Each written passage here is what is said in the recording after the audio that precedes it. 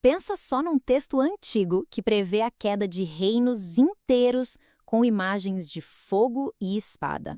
Isso não é só uma história, é um veredito. Hoje, a gente vai mergulhar fundo nas profecias dramáticas de Jeremias 49, um capítulo que não só sela o destino de nações poderosas, mas também revela uma visão fascinante sobre poder, justiça e, claro, orgulho. Mas a grande questão que fica no ar é: por que um profeta lá na antiguidade declararia o fim de nações inteiras? O que está por trás de uma proclamação tão severa, tão definitiva? Isso aqui não é sobre adivinhação, é mais como um diagnóstico, e é esse o mistério que a gente vai investigar agora.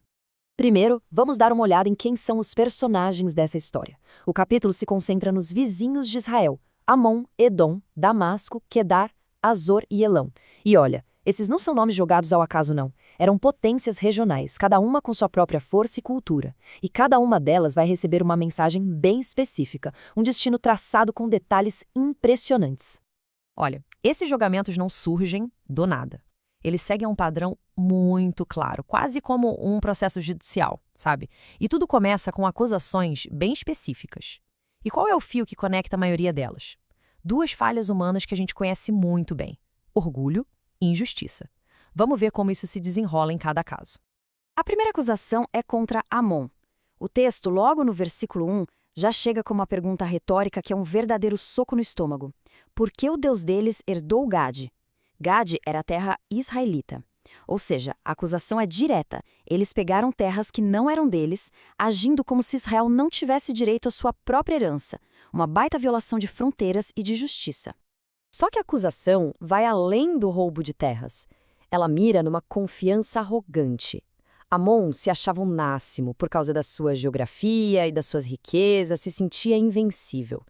Essa pergunta, quem virá contra mim, revela aquela mentalidade perigosa, sabe, de achar que a segurança vem só do poder material e não de agir de forma correta.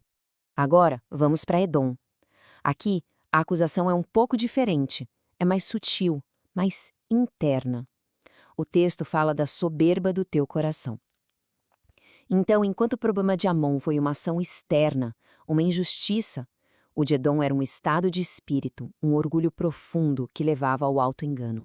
E essa citação é simplesmente brilhante para a gente entender a raiz desse orgulho. Edom ficava em fortalezas naturais, no meio das montanhas. Eles se sentiam seguros, inalcançáveis, tipo uma águia no seu ninho, no topo do mundo. Só que essa segurança toda alimentou uma arrogância que, segundo a profecia, seria a causa da própria queda deles. A maior força se tornou a maior fraqueza. Bom, depois da acusação vem a sentença. E as imagens usadas aqui são de arrepiar, são muito vívidas e poderosas. A linguagem é de desintegração total, focada em fogo, guerra, exílio. É um retrato do colapso completo de uma civilização. A metáfora usada contra Edom é de tirar o fôlego. O julgamento é descrito como um leão que surge de repente da mata. É uma força da natureza, predadora e imparável. A imagem transmite uma violência súbita, crua, totalmente inevitável.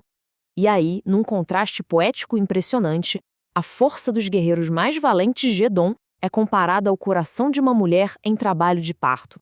A coragem vira angústia, pânico, uma vulnerabilidade total. É uma inversão completa de poder. De repente, os predadores viram presas indefesas. Sabe o que é interessante? Apesar das metáforas mudarem, o padrão da punição é chocantemente consistente. É quase um roteiro para o fim do mundo de uma nação.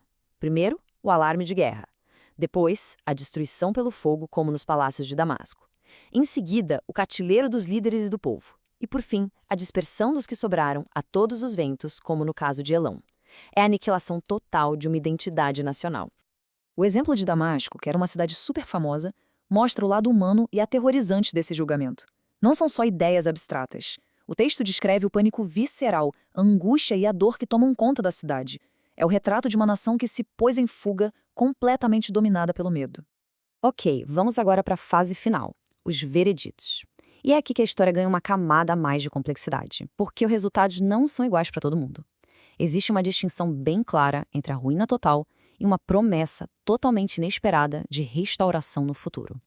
O destino de Edom é, sem dúvida, o mais pesado de todos.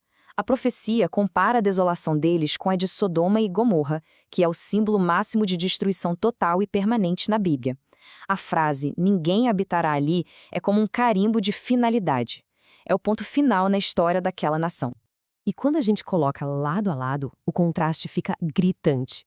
De um lado, Edom e Hazor, condenados à ruína para sempre, a virar morada de chacais. Do outro, surpreendentemente, Amon e Elão recebem uma promessa de restauração. Fica muito claro que o julgamento não é uma sentença única para todos. E aqui está essa luz de esperança que chega a ser chocante. Mesmo depois de descrever toda aquela destruição, o texto termina as partes sobre Amon e Elon com a promessa de restaurar a sorte deles. Isso mostra que nesse universo, o julgamento, por mais duro que seja, nem sempre é a palavra final. A porta para a misericórdia continua ali, entreaberta. Então tá, o que tudo isso significa, afinal?